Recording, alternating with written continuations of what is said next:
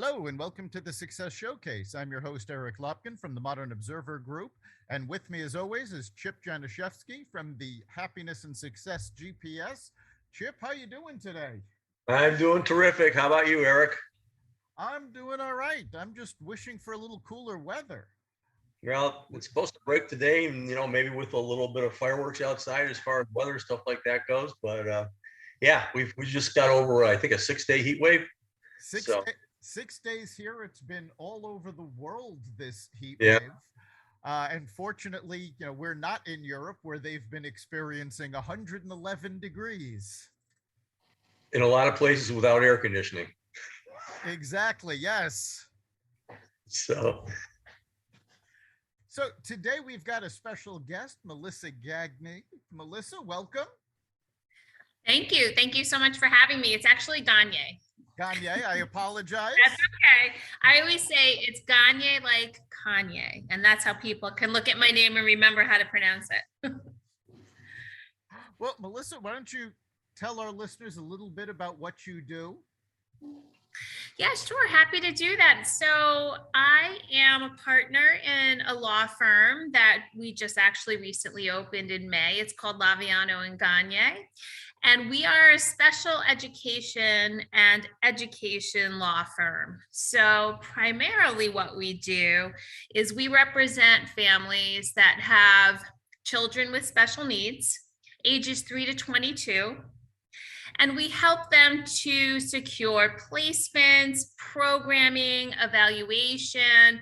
We guide them through the process with the school district right at the onset. So if a family reaches out and their child perhaps hasn't been diagnosed with a disability yet, and they just want some guidance through the process, we offer those kinds of services as well.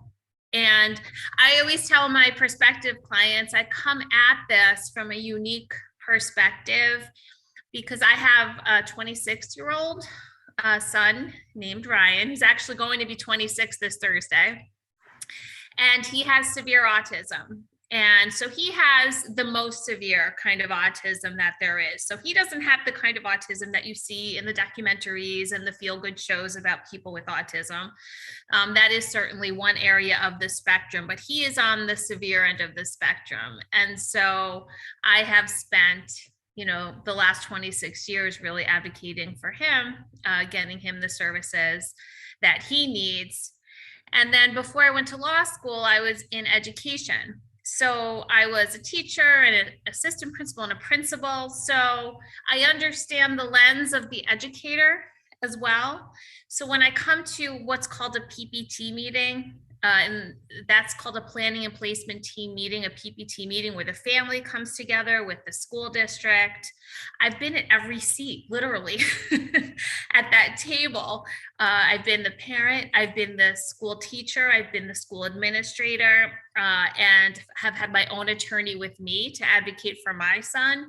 And now I'm the attorney advocating for other people's children. So I'd like to say I finally feel like I'm in the right seat.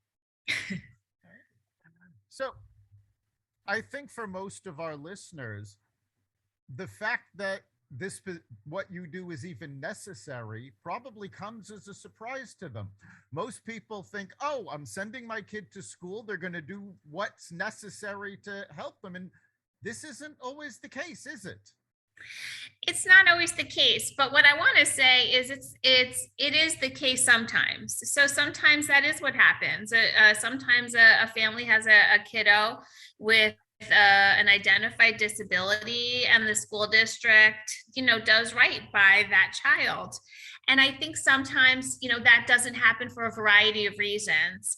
And so at our firm, what I always like to say is we don't come at this work like pit bulls. Our approach is a collaborative one. So to me, the best outcome for our clients is reunification between the clients and the school district, because once they've called me, the trust has been broken, right? So something has happened. Whether it could be their child isn't making the kind of progress that they think their child should be making with the program that's in place, or the child, the school district is refusing to identify the child Or sometimes a child is diagnosed with a disability. It doesn't necessarily mean they're eligible for services in school. So any one of those things could have happened, and there could have been unfortunate discourse between the family and the school district. By the time they come to me, they don't trust the district anymore. And I see part of my job as reunifying the family with the school district, because when someone has a disability, potentially they could be requiring services until their 22nd birthday. That's a very long time to have a relationship with your school district that's so fractured. And so if and when we can, collaborate and work together as a team, where the district has their attorney and I'm present, but we're working in the best interest of the child, that's always the goal. And it's actually possible more often than you might think it's possible. When it's not possible, again, we litigate if we have to. And collaboration, I always say collaboration doesn't necessarily mean that we don't advocate aggressively, and it doesn't mean we always agree. It's just how the process is handled while we are working through all of those steps. And so while a lot of people, listen, when my son was 3 years old, I didn't even know there was such a position as a special education attorney. I didn't even know that even existed. And I was lost. It was before the internet exploded. It was before Autism Speaks. And I was by myself trying to figure out this really severely impacted child that all of the medical professionals were telling me that I was going to ultimately have to institutionalize because he was that severe. And I happened to run into somebody one day who said, the school district has some ownership here. They should be helping you. You really need to get an attorney to help you through this. And I honestly, I had no idea what she was talking about. And, after that conversation, I looked it up and found some attorneys, and found an attorney who became my attorney for my son when he turned 4, and was my attorney all the way through until he turned 22. Yeah. And because of his advocacy, truthfully, we advocated and fought for services for my son that really changed the trajectory of his life. So my son is now thriving in a group home. He goes in, he still requires a one-on-one professional, but he sort of is living a life that I really never thought would even be possible for him. And that's all due to the services that he had. And I always say I give so much of the credit to my attorney who guided me through that process. So it's my greatest wish to sort of help other families help their kids in that way as well. No, I mean, not only are you working with the kids as far as what you're doing as your profession, but I see you're also executive vice president of the board for CCARC, which is a fantastic organization. I mean, I know FAVAR. I live out in Avon, and I've known FAVAR for years and dealt with other people there. In fact, I actually know CCARC also. But I mean, this takes people like your son and puts them out in the workplace to do useful things out there. And obviously, it continues to build upon their self-esteem and everything else that's going on. So tell us a little bit about that, because I would imagine that there are a lot of people that aren't aware of those organizations either. I'm so glad you brought that up. I love to brag about CCARC whenever I'm given the opportunity to do so, because they are this amazing organization, nonprofit, based out of New Britain, started in 1965 by a group of parents who are sitting around a table because there was nothing for their adult children with disabilities. There were no services, there were no day programs, there were no activities for them. And so they created CCARC. So the organization's been around since 1965, and it's incredible. So I'm actually the executive vice president of the board, and it's a position I just love being involved with this organization. Now, they are the agency that provides day and residential services for my son. So I have a sort of an inside scoop. He just is starting his 7th year there. And so he does, during the day, he goes to a supervised work setting. He goes out into the community. He is provided with a lot of opportunities to be inclusive within the community. And CCRC currently serves almost 200 adults with disabilities in this area, most through the day program, which provides different opportunities. So it's really individualized based on whatever that specific adult might need. So someone like my son, he needs one-on-one, he needs someone with him all the time, he needs a group work setting that he can be a part of. But there are people that have different abilities. So there are some people that have a job with a job coach, and they're working on their own in that kind of a setting. And so what CCARC does so beautifully is they look at each individual person, see what their needs are, see what their, also not just what their deficits are, but what they're good at and what they like, and they program accordingly. It is the most unbelievable agency. We were so fortunate to be a part of it. And Ryan has, I always say he is just thriving there. He loves his house. My son is nonverbal, so he can say a few words. Like when he's hungry, he knows how to say eat. And when he is out in the community or we're on a visit with him, like this weekend, we took him swimming. And when he got out of the lake, he said Ryan's house, because he wanted to go back to his house. And he gets to live as an adult with other people, with different disabilities, and he just loves it. And so I can't say enough about CCARC. They have about, I think it's 11 group homes in the towns surrounding, like New Britain. My son lives in Plainville. And their day programs, which are expanding. I mean, they have programs now even for kids who are 18 and maybe they're not ready to graduate with a diploma. And so they need some sort of transition programming. So CCRC can work with those kids as well. So it's really wonderful. There's a really great website that outlines all of the services and the events. We have an upcoming golf tournament coming up in September. So there are a lot of ways to support this amazing agency. And thank you so much for asking about it. I could go on and on about CCARC. They're just amazing.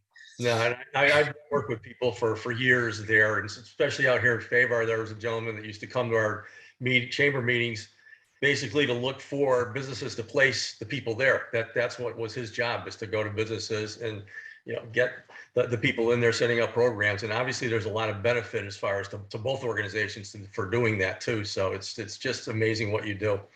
So if you live in Avon, you're familiar with Beans and Company. Absolutely. It's one of my favorite places to go for coffee. That's such a great story. Yep. So Beans and Company, Kim and Scott Morrison and Noel, Alex, the owners of Beans and Company, are the most incredible people that have created, for those who don't know, this cafe in Avon. And what it is they hire inclusively. So 50% of their staff have some sort of a disability. And I actually do a monthly parent education series there. So I bring together special education parents and I do a topic each month. And sometimes I bring in a guest.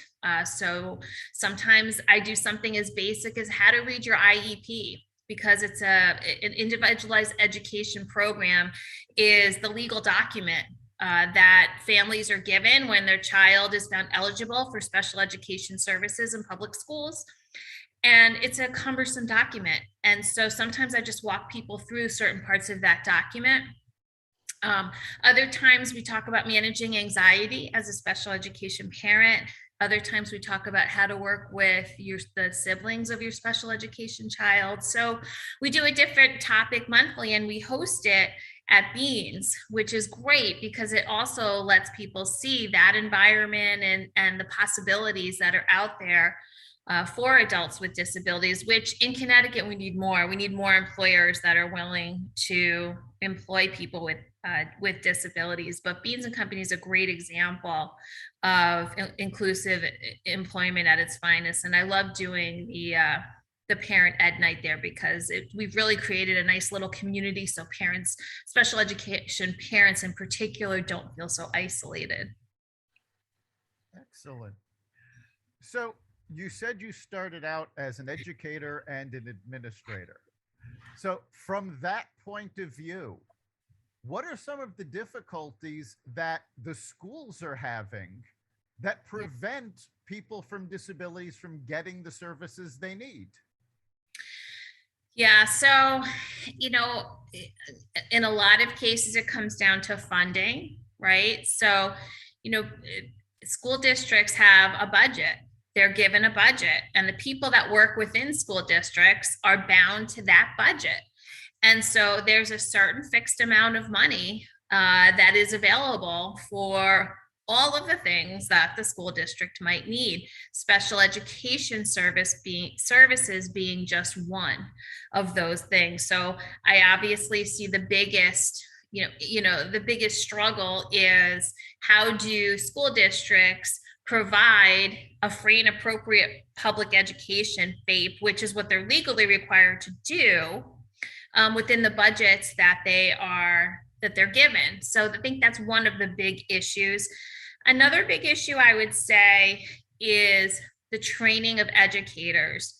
So as someone who personally went through teacher certification and certification training to become a teacher and an administrator, and I have all of those certifications from the state of Connecticut, we spend very, very little time on students with disabilities and how to work with students with disabilities. I think I had one semester when I was going for my teaching certification and how to work with kids with disabilities. And then I was expected to graduate and have my own classroom where I had, any given time, 3, 4, 5, 6, kids with significant disabilities and different disabilities. And how in a class of 30 am I supposed to work with those children, effectively?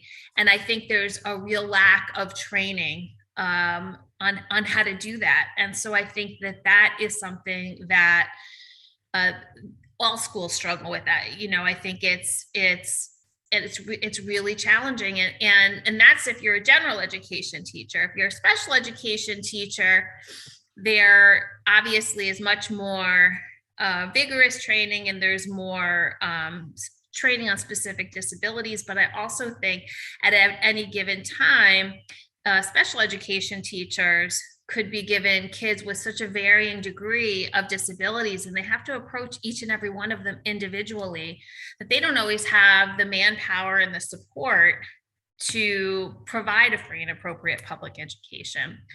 And so there are times where, despite a district's best efforts, the school is just not the proper placement for a child. And there are outplacements. There are state-approved special education schools that have different focuses and are appropriate for a certain number of kids. I find that a lot of families really prefer to try to make it work within the district. They would really rather keep their kids in the district where the neighborhood kids are, if possible, but it's not always possible. But I think that's another issue, again, is sort of the training that the staff gets, and sometimes the caseload that they get. There's not necessarily the proper support. And as I would say, since COVID especially, staffing has been a major issue, not just for teachers and special education teachers and classroom teachers, but paraprofessional educators, even transportation. So I have clients who require personalized transportation door to door as part of their IEP. And the district, they agreed to do it. They simply cannot find people to drive the bus, for the transportation. It's not that the district isn't willing to do it. It's there's not a person to drive the bus for the transportation. So there's a lot of those issues, that are out there as well. And sometimes it's just there's a disagreement between a family and a team of what a child requires. And when that's the case, oftentimes you go to an outside expert to do an evaluation to try to get the opinion of somebody objective on programming and placement. Yeah, I mean, we've been using the term disabled, disability, but this is a wide term. I mean, there's kids with physical disabilities, mental disabilities. All physical disabilities don't need the same care. All mental disabilities don't need the same care. So it really is, even though we're talking about one word, it's a wide range of needs for these kids. For sure. So, obviously, so my son has autism, but he also has an intellectual disability. So that makes his condition extremely severe. But there are some other folks and I have clients who are on the autism spectrum that function at a much higher level. And their needs are very different than what my son needs, even though their diagnosis is autism. And additionally, there's something called a 504 plan that a school can provide for a child. And it is a separate federal law. So all of our special education law comes from the IDEA, it's federal law, the Individual with Disabilities Education Act. There's another federal law called Section 504 Rehabilitation Act. And a student can have a disability and be eligible for a 504 plan. And a 504 plan is different because what that does is it provides sort of accommodations and modifications for a child who has some sort of a disability to help them access what all of the other kids are accessing. So you're not changing curriculum and you're not doing specialized instruction, but perhaps there's a student who's, let's say, identified as having ADHD, which is attention hyperactivity disorder, right? So he has struggles with attention or has anxiety. And he just can't take a test in a classroom with 30 other kids. It's just not possible. So while that student will take the same test as his classmates, perhaps in a 504 plan, an accommodation can be a separate setting for that test. Okay, so it's not special education, it's different. It's a 504 plan, but there are students who have disabilities that can be programmed for effectively with just a 504 plan. For students who have more significant needs, they would potentially require the IEP, the Individualized Education Program. And so that's for a student whose disability is impacting his or her ability to access their education. And so they require specialized instruction. They require being pulled out from the classroom, maybe for reading, a different kind of reading program or a different kind of math program. So there are, varying degrees within every eligibility designation. So it's really critical that you look at every single child as an individual, because someone said to me once, when you've met one child with autism, you've met one child with autism.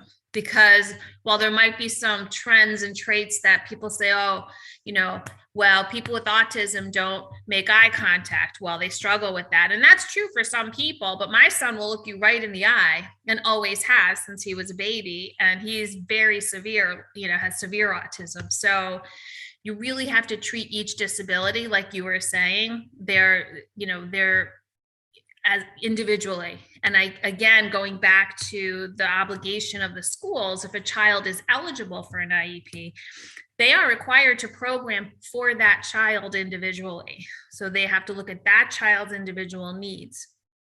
So it can't be, little Melissa was just diagnosed with autism and we find that she's eligible for services.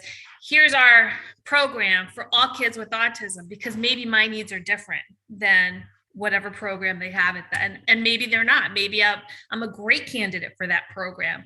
But the conversation at those PPT meetings I was referring to earlier has to occur at those meetings, and it has to be a team decision.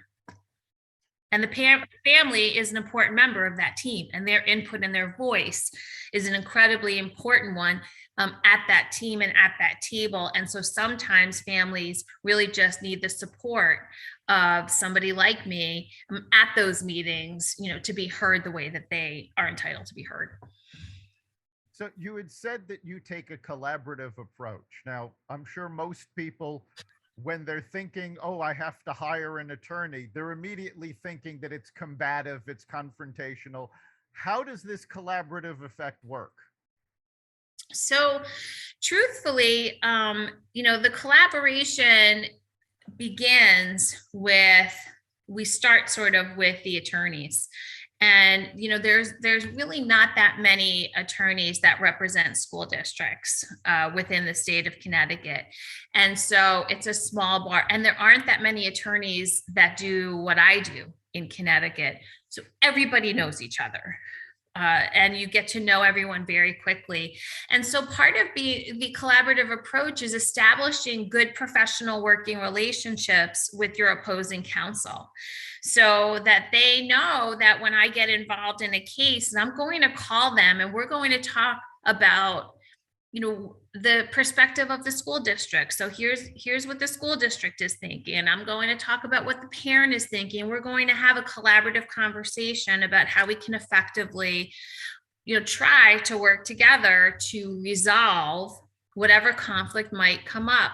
Sometimes that requires going to mediation. And again, sometimes despite all of our best efforts, and like I said, this collaborative approach is possible more often than you might think, because I think, just like you said, I think the initial thought is attorneys. And so we're going to go in there and we're going to start fighting. But when you can try to get everybody to a place where maybe they're not on the same page, but they have sort of an environment that they can have that kind of discourse, and everyone can talk about their own perspective, and that there's an environment by which they can do that. I think about that when you have that collaborative spirit, how much more impactful it is for kids, because now you've got really smart people around a table using their best thinking to try to problem solve for a child, versus this us versus them mentality. And so when I get involved with the case, I think opposing counsel knows this is somebody I can talk to. This is somebody that I can try to work this out with. And you sort of establish that relationship, and you're willing you do some brainstorming together with the attorney, with the team, and you try to get the most favorable outcome for the child. Sometimes we don't agree, so we go to a mediation, where if you agree to a mediation, really both sides are saying, we're not going to get everything that we want, but we're going to both compromise a little bit and try to, get an agreement together that works for everyone. And then sometimes you go to mediation and it doesn't work. So sometimes it just doesn't work, and you have to take the next step, which in the special education realm is a due process hearing, which is it's like a trial. The state appoints a hearing officer, and we put on evidence and have witnesses, and it's essentially a trial. But again, much like other practice areas of law where most cases settle in mediation, and really only at 5% of cases end up being tried, it's the same thing here. Most of our cases end up settling and resolving in mediation. Only a handful end up actually going to through a full due process hearing. But if that's what it takes, I mean, we will certainly go there when it's necessary. All right. Well, we are just about at the end of our time. So if our listeners would like to get more information about your firm or the nonprofit that you mentioned earlier, how can they do so? So a couple of things. So for my firm, they can go right to our website, which is lavianoandgagne.com. Again, Gagne is Gagne. So they're certainly welcome to do that. They can follow me on social media. I do a lot of reels and 1-minute educational videos for special education families on Facebook and Instagram. So it's Melissa Gagne. They can find me there on Facebook, and on Instagram, it's MellyRaj03. They can find me there. For CCARC, there's a website, ccarc.com. And it's really a fantastic website that there's a group of students at Central Connecticut State University actually put together for CCRC, and it's beautiful. It's really beautifully done. So that's where they can get more information about that. Great. Thanks so much for being with us. Chip, what do you think is the big takeaway for today? Oh, you're muted. I actually have people redoing our walkout sign. I didn't want you folks listening to shovels during this. So, but it's been a pleasure having you on, because obviously people need to be aware of what's going on out there. I mean, you hear about it and so on and so forth. The collaborative approach is amazing because, I mean, really, I'm sure in most cases, you become a team with the attorneys representing the schools just to try and help out the kids who are facing the problems. It's almost like, you know, somebody gets diagnosed with something, goes to the hospital, and there's a team of people taking care of them, just trying to get them better. So it's so amazing. And then the CCARC and the ARC organizations to get people out there when they do grow up, and you know, they have meaningful things going on for them in society is just wonderful. But you know, the awareness of this is fantastic, and I'm so glad we had you on to make us all a lot more aware. Thanks so much. Thanks so much for having me. It was really a pleasure and a privilege, and I'd love to come back anytime. Great. I think for me, the big takeaway is knowing these services are out there and having the access to be able to find out more and be able to get access for your kids. We all do need to be advocates for our kids, making sure they get the services they need. This is just one more way of doing that. So thank you so much for being here, and thanks for letting us know about all these resources. My pleasure. You've been listening to the Success Showcase. You can catch us every week at xvadio.com/podcasts, the Apple Podcasts app, Google Podcasts, Spotify, iHeartRadio, Stitcher, Amazon Music, Audible, and wherever you find podcasts. We'll see it. Remember, make this your best week ever and make next week even better. We'll see you then.